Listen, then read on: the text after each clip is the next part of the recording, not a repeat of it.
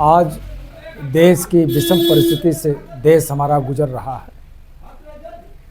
देश की एकता और अखंडता आपस में बनी रहेगी तभी देश का विकास होगा। सारे धर्म के लोग अगर कंधे से कंधा मिलाकर चलेंगे, जहाँ समरसता होगी, समभाव होगा, वहीं देश का विकास होगा। जहाँ भी आप देख लीजिए, एकता में ही हमारा आपका शक्ति और हम अच्छा प्रदर्शन करेंगे। आज जो हमारे लोग पाखंड के नाम पर करोड़ों करोड़ों रुपया खर्च कर दिया जा रहा है। देश की गाढ़ी कमाई मिडिल मध्यम वर्गीय लोगों के आज देश को चलाने का काम कर रहे हैं। विकास का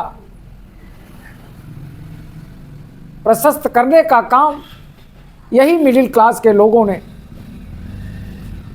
आगे बढ़ाया है।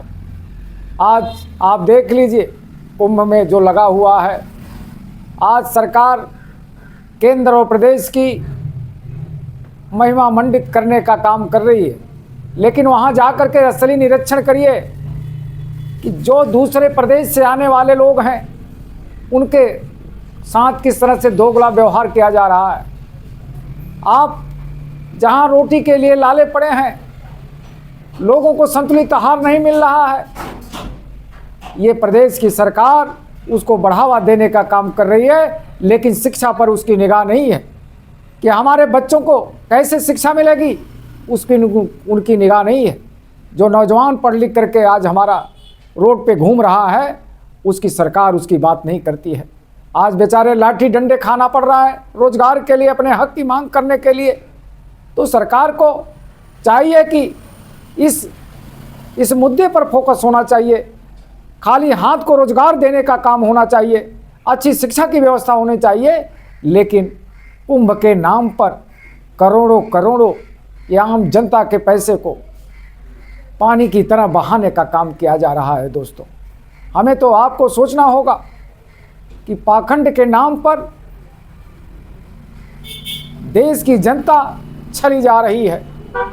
जहां हमको संतुलित आहार की ज़रूरत है, जहां हमारे बच्चों को अच्छी सुविधा के साथ पढ़ाने की ज़रूरत है, सरकार की जिम्मेदारी बनती है कि जब हमारा देश के नौजवान अच्छी शिक्षा लेगा तभी देश और समाज का विकास होगा।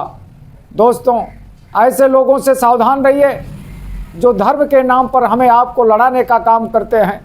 भारत एक बगीचा है, तमाम तरह के फूल खिले, विभिन्नता में एकता कायम करने का काम हमेशा समाजवादी लोगों ने किया है। दोस्तों, अंग्रेज़ों के खिलाफ भी यही समाजवादी विचारधारा के लोगों ने लड़ा है। जहाँ हिंदू मुस्लिम करने वाले लोग ये कभी न अंग्रेज़ों से लड़े हैं, न कभी देश की एकता में इन्होंने कोई काम नहीं किया है।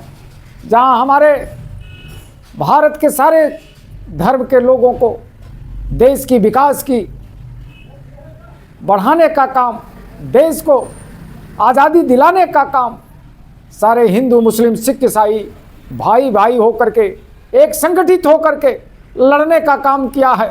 तभी अंग्रेज जान गए थे।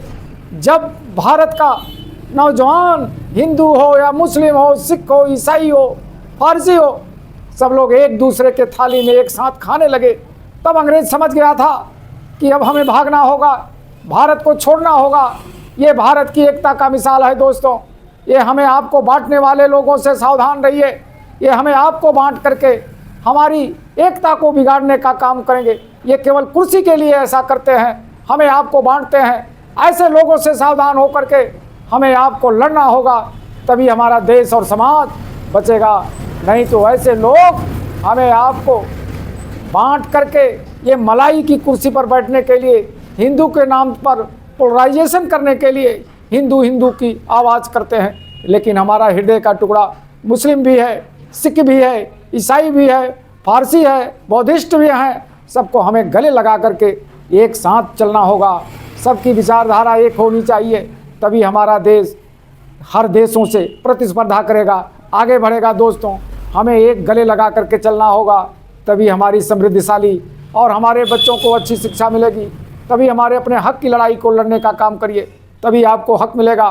नहीं तो आपको ये धर्म रूपी अफीम को पिला करके आपको लूटने का काम करेंगे, आपको हक को छीनने का काम करेंगे। जय जवान, जय किसान, जय हिंदू।